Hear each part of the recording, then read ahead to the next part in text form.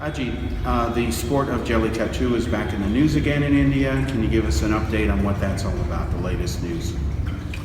Jallikattu refers to the bull taming sport of Tamil Nadu, and it's a traditional sport. It's very much like your rodeo in the Wild West, Texas, I believe, where they ride bulls instead of horses, and the guy who stays on the longest wins. Yeah.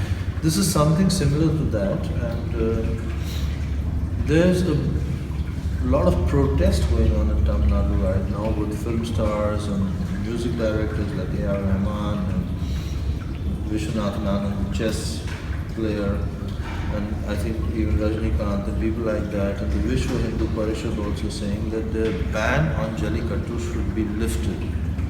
Okay, Now, before you continue, what is the reasoning behind the court banning it in the first place? apparently an organization called PETA, which Yes. stands for Animal Rights, Yeah. complained to the court that this amounted to cruelty to the bulls. Okay, now PETA is a U.S. organization, and it stands for People for the Ethical Treatment of Animals. Yeah. Okay? So now PETA is also in the center of the storm there in Tamil Nadu because these people are demanding two things. One, they're demanding that the sport of Jallikattu be allowed.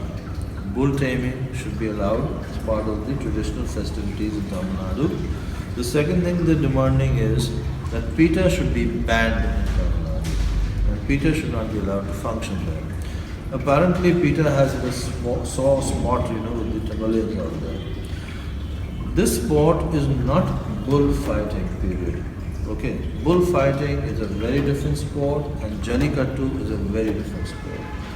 Jallikattu is a sport in which youths try and hang on to the bull once the bull is released for as long as they can to win the game. Mm-hmm. The guy who hangs on the longest gets the prize or whatever, or is declared the champion or whatever. I mean, I'm trying to simplify things. Sure. Okay. It's something like your rodeo in the West. Now, I'm sure bullfighting is a very different thing where you actually prick the bull with a sword, where you actually kill the bull, Yeah.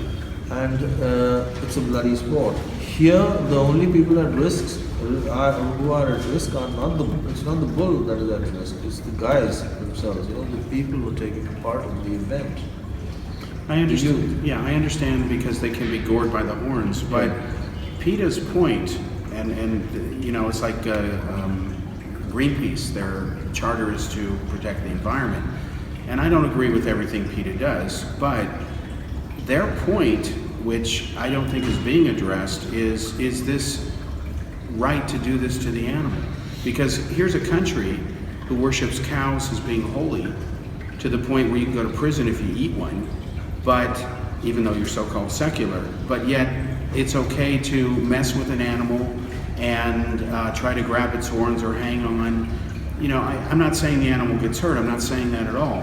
It is not anything like bullfighting. You're absolutely right. I think bullfighting is cruel and inhumane. It shouldn't be allowed. But the higher issue of, do we have a right to even mess with the animals like this in the first place? The bull doesn't want to do this. Well, you see, again, this is where the conflict of a mindset comes in. You see, a Western mindset is very different compared to an Indian mindset. Okay? You have to understand that this is something that has been going on there for years, for centuries, right? Mm-hmm. Yeah. And it's part of their way of life, right? Okay. Now suddenly a US-based organization walks in and puts in a complaint with the court and gets it banned, is bound to produce a reaction. Yeah. Certain sports, die out with time Mm-hmm. by themselves. Now nobody indulges in cockfighting, for example, in Lucknow on a large scale. They used to do it at one time, and there used to be bets on that. Mm-hmm. And the bets used to run into thousands of rupees in those days, And at that time, 1,000 rupees meant you could buy a palace for yourself. Mm-hmm. Just on what two cocks are going to do. I mean, which cock is going to kill the other. Then there used to be dog fights. Yeah. Then there used to be gladiators in Rome at one Right. time, right? So these sports, certain sports, finish with time. Jallikattu is just a normal, harmless sport, where a few guys gang up and have some fun with a few animals. The idea is not to hurt or insult the animal, right? The idea is not there. And as far as worshipping the cow goes, that's an area which we should not get into and we should not confuse. Even though the VHP, the Supremo of the VH, Vishwa Hindu Parishad Tugadia, has raised the same issue. He says if PETA is so fond of animals, then why don't they raise the issue of banning cow slaughter in India? Right? So these are issues I don't think we should get into. The latest development in Jallikattu is this, that the Chief Minister has announced that they will be coming up with an ordinance to declare Jallikattu a traditional sport. And once that happens, it shall be out of the purview of the court. In fact, once it's declared traditional sport, then the ban doesn't come into effect at all. Even the Supreme Court, I believe, has said today in the morning that they will postpone a decision on Jallikattu for a week because the centre has asked them to do that. Okay, so So maybe we will have a solution to this crisis in Tamil Nadu. Right now, I think more than 1 lakh of people are there on the beach. Celebrities are joining them. The situation in Tamil Nadu is very sensitive and very volatile. Schools, colleges, everything is closed down. That state has been paralyzed by this one decision of the court. Okay, two things real quickly. One is PETA again had petitioned the court saying this was cruelty to animals. The court initially agreed, right? Then there was I don't a know protest. I don't know the details about that, but the fact is that the ban came into effect after PETA filed a complaint. Okay, that means the court must have agreed with PETA initially. Otherwise, they wouldn't have issued the ban. May have. I don't know the details of that. Okay. Second thing is PETA does protest against eating whole meat. They say it's more harmful for the environment. That they say if everyone's vegetarians, it would be more eco-friendly. That's backwards science, to be honest with you. It's not true.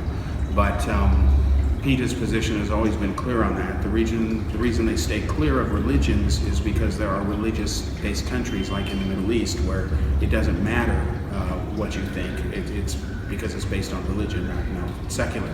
Where India comes into conflict is it says it's secular, but there's a lot of laws here passed for religious reasons. And at some point, you can't have both. It's like being a little bit pregnant. It's not possible.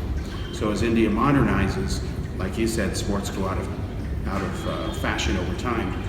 The only reason there aren't gladiators in Italy is because the Roman Empire doesn't exist. Otherwise, it would be 2,000 years of gladiators. So, okay, well, we'll follow this story and look forward to your next update. Obviously, in about a week, there'll be a final decision, yes? Obviously, I think by today they'll have to take a final decision or within the next 48 hours.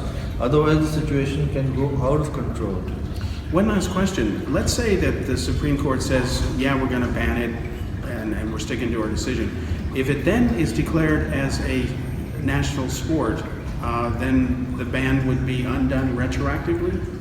Well, that is a hypothetical situation. We can't say what's going to happen in the next 1 week. Yeah. Okay.